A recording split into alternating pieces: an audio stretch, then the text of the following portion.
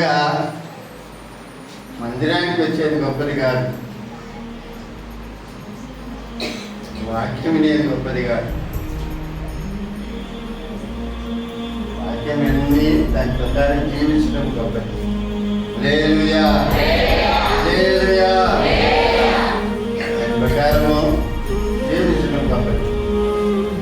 ఇప్పుడే దేవుని రాజ్యం, ఇప్పుడే దేవుని కార్యాలు మన జీవితంలో మనం తప్పనిసరిగా చూస్తాం. ధర్మశాస్త్రాన్ని అంటే దేవుని వాక్యాన్ని వినివారు నీతిమంతులు కాలేరు.